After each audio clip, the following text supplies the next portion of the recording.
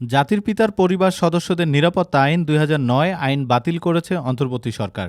বৃহস্পতিবার এই লক্ষ্যে জাতির পিতার পরিবার সদস্যগণের নিরাপত্তা রহিতকরণ অধ্যাদেশ ২০২৪-এর খসড়ায় নীতিগত ও চূড়ান্ত অনুমোদন দিয়েছে অন্তর্বর্তী সরকারের উপদেষ্টা পরিষদ।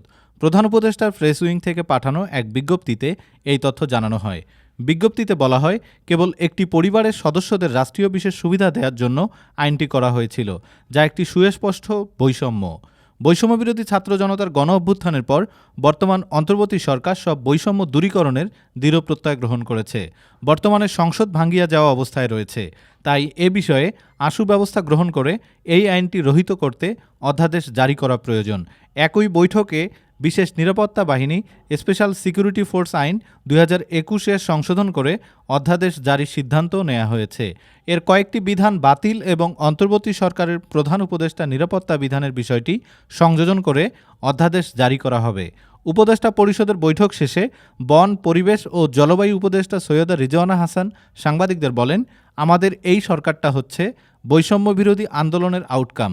নিরাপত্তা সংস্থা এরকম বিশেষ নিরাপত্তার দরকার আছে বলে মনে করে না, আর এটাকে বৈষম্যমূলক মনে করা হয়েছে, সেটার ভিত্তিতে এই আইন রহিত করা হয়েছে।